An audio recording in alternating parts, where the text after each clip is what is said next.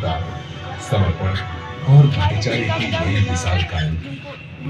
Phoenix से ही विश्व के पहले सत्याग्रह का उदय हुआ, जब सैकड़ों भारतीयों ने एशियाटिक अमेंडमेंट एक्ट नामक काले कानून के खिलाफ आवाज उठाई।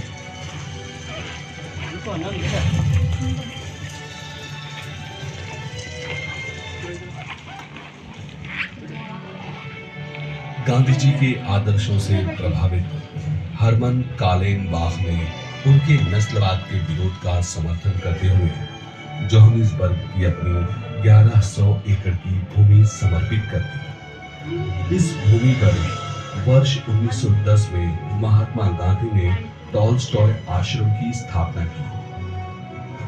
टॉलस्टॉय आश्रम में सभी सत्याग्रहियों के साझा आवास के लिए 2 इमारतें बनाई गई थी, एक पुरुषों के लिए और दूसरी महिलाएं और बच्चों के लिए। खेती के लिए एक बड़ा भूभाग निर्धारित किया गया, जिसके साथ एक विद्यालय और सुधारी तथा जूते बनाने जैसे कौशल सीखने के लिए एक कार्यशाला निर्मित की गई। टॉलस्टॉय आश्रम में सत्याग्रही एक अनुशासनपूर्ण दिनचर्या का पालन करते थे, ताकि उनमें भौतिक वस्तुओं के प्रति अलगाव उत्पन्न हो सके।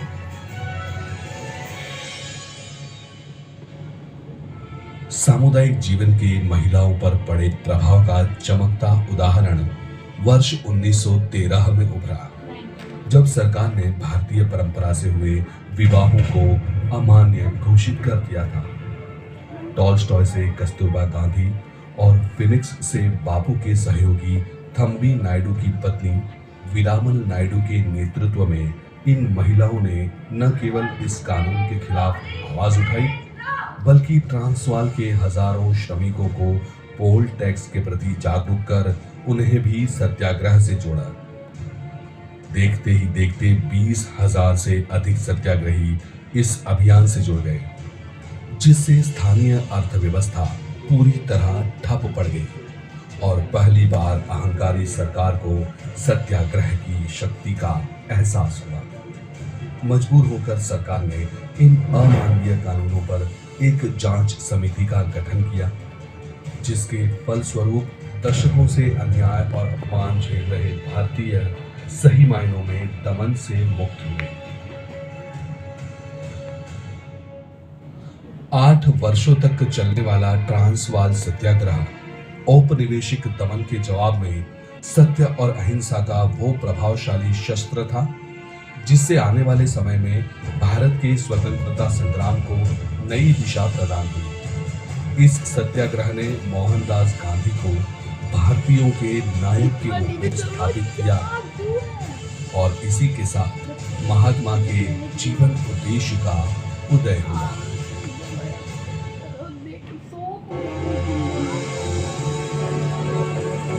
सत्याग्रह का उदय।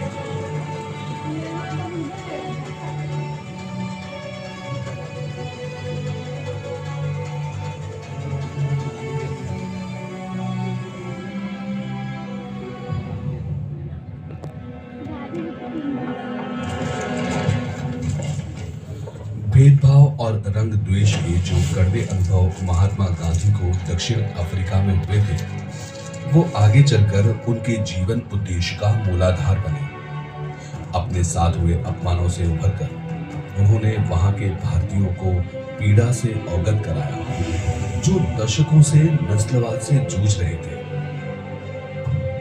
वर्षों की वकालत, अहिंसा तथा शाकाहार के प्रयोग और टॉलस्टॉय जैसे महानुभावों से हुए संवाद ने भी बापू के मन में सत्याग्रह की सोच को सींचा।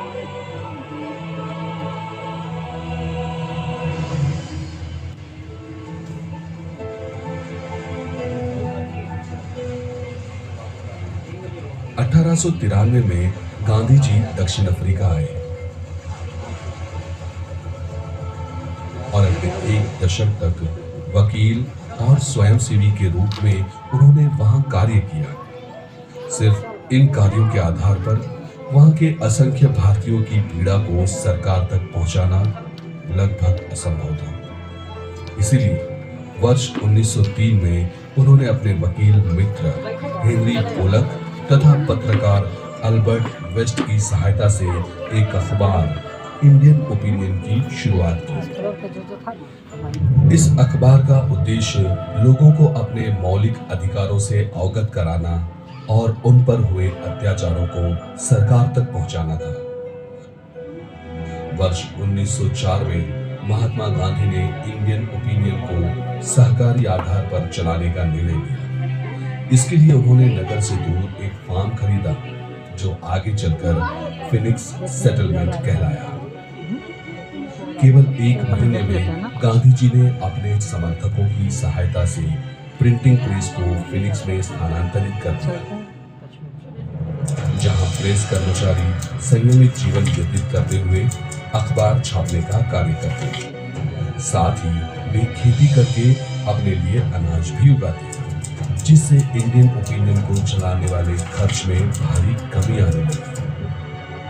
बापू की यह अनोखी पहल सामुदायिक जीवन की गुणवत्ता का श्रेष्ठ प्रमाण थी, जहां यूरोपीय एवं भारतीय मूल के लोगों ने आपसी सहिष्णुता, समर्पण और भाईचारे की नई मिसाल कायम की।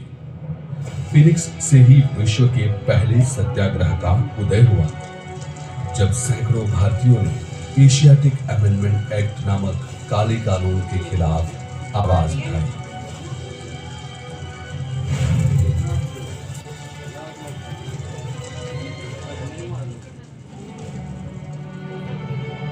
गांधी जी के आदर्शों से प्रभावित हरमन कालेनबाख ने उनके नस्लवाद के विरोध का समर्थन करते हुए जोहानिसबर्ग की अपनी 1100 एकड़ की भूमि समर्पित कर दी। इस भूमि पर वर्ष 1910 में महात्मा गांधी ने टॉलस्टॉय आश्रम की स्थापना की।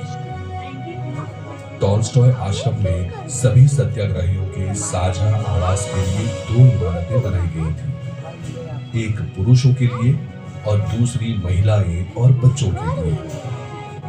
खेती के लिए एक बड़ा भूभाग निर्धारित किया गया, जिसके साथ एक विद्यालय और सुधारी तथा जूते बनाने जैसे कौशल सीखने के लिए एक कार्यशाला निर्मित की गई। टॉलस्टॉय आश्रम में सत्याग्रही एक अनुशासन पूर्ण दिनचर्या का पालन करते थे, ताकि उनमें भौतिक वस्तुओं के प्रति अलगाव उत्पन्न हो सके।